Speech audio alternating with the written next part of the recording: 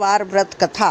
मंगल महाकाय लोहिताक्ष अंगारक वृष्टिकर्ता स्थिरासन कुज सर्व रोग हरण करता भौम लोहित साम गानम कृपाकर सर्व कामार्थ साधक पापहर्ता धन प्रदा भूमि पुत्र धरात्मज यम सर्व कर्म फलदाता भूमिजा भूमि नंदन ऋणहर्ता।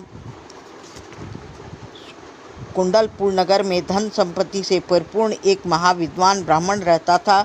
वह लोगों को धर्म का ज्ञान देता था। उसकी पत्नी सुनंदा बहुत ही सुंदर और पतिव्रता स्त्री थी। हर मंगलवार को हनुमान जी की पूजा करती थी, उन्हें भोग लगाती थी, उसके बाद स्वयं भोजन करती थी।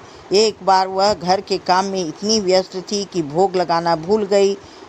सुनंदा और उसका पति बहुत दिनों तक संतान प्राप्ति के लिए तरसता था, लेकिन संतानहीन था। मंगलवार का व्रत करना और कथा सुनने के बाद जब संतान प्राप्ति का वर मांगा करती थी, तो एक बार जब उससे भोग लगाने में भूल हो गई, नहीं लगाई, चूक हो गई, तो बहुत पश्चाताप की। प्रायश्चित में उसने उस मंगलवार को कुछ भी नहीं खाया और मन में संकल्प लिया कि अगले मंगलवार तक इसी तरह व्रत और उपासना करती रहेगी, भोग लगाती रहेगी, परिवार में सबको खाना खिलाएगी, परंतु स्वयं भोजन नहीं करेगी। सुनंदा इसी तरह 7 दिन बिना भोजन के भूख से पीड़ित रहकर किसी तरह अगले मंगलवार तक पहुंची और मंगलवार के दिन पुनः व्रत रखी, भोजन बनाकर हनुमान जी को भोग लगाया। लेकिन दुर्बलता के कारण सुनंदा बिना खाए पिए 8 दिन से भूखी थी, इसलिए बेसुध होकर गिर पड़ी। सुनंदा की भक्ति भावना से प्रसन्न होकर हनुमान जी ने उसे साक्षात दर्शन दिए। कहा, सुनंदा, तुम्हारी भक्ति भावना और पूजा से मैं अति प्रसन्न हूँ। तुम मुझसे कोई भी वर मांग सकती हो। हनुमान जी से वह मांगी, हे केसरी नंदन, मेरे पास धन संपत्ति तो है, लेकिन संतान नहीं है, मुझे संतान का वर दीजिए।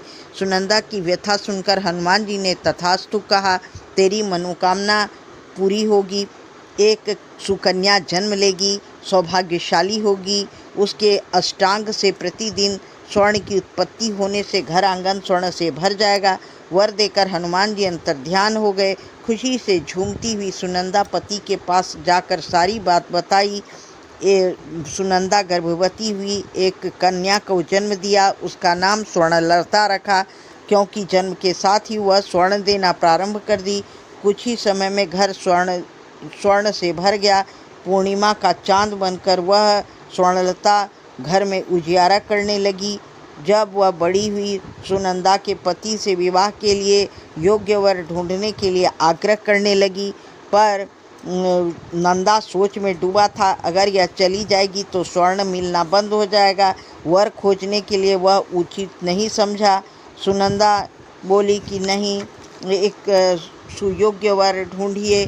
तब उन्होंने बहुत कहने पर सोमेश्वर नाम का एक शिक्षित लड़का से उसका विवाह किया और ढेर सारी धन संपत्ति स्वर्ण देकर विदा किया।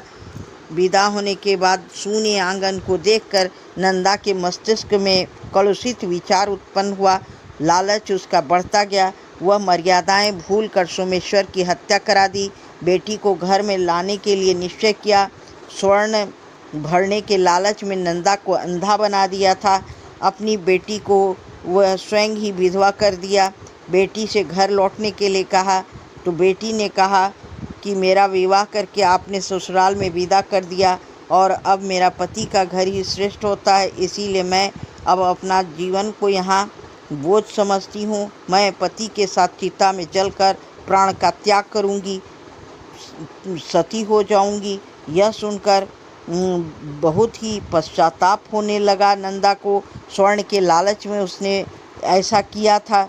अब उसके पति के साथ साथ बेटी भी अब घर छोड़कर चिता में जलने जा रही है। नरक के भय से नंदा बुरी तरह कांपने लगा। स्वर्णलता पति के शव के साथ चिता में बैठ गई। जैसे ही अग्नि दी जाने लगी, मंगल भगवान प्रकट हुए। बोले, स्वर्णलता, तू पतिव्रता है, मैं तेरी पति भक्ति से अति प्रसन्न हूँ। तू मुझसे कोई भी वर मांग सकती हो। भगवान मंगल को प्रणाम करके स्वर्णलता ने कहा, भगवान यदि आप मुझे वर देना चाहते हैं तो मेरे पति के प्राण लौटा दीजिए। भगवान मंगल ने तुरंत सोमेश्वर को जीवित करके कहा, स्वर्णलता तेरा सुहाग सदैव बना रहेगा, तू पति की सेवा करती हुई स्वर्ग को प्राप्त करेगी। अब तू दूसरा वर मांग, तेरी हर इच्छा पूरी करूँगा। स्वर्णलता ने कहा, 9 ग्रहों के अधिपति भगवान आप मुझे दूसरा वर यह दीजिए कि कोई स्त्री पुरुष मंगलवार को अपना व्रत करके लाल चंदन लाल पुष्प से आपकी पूजा करके लाल वस्त्र का आवरण आपको पहनाए, आप उसके रोग विकार और दुख नष्ट करके उसे धन धान्य से परिपूर्ण करके मृत्यु के भय से मुक्त करके पुत्र प्राप्ति का वर दें। आपका व्रत करने वाली कोई भी स्त्री विधवा न हो। भगवान मंगल ने मुस्कुराकर तथास्तु कहा, अंतर्ध्यान हो गए। श्री कृष्ण ने ऐसी कहानी सुनाई।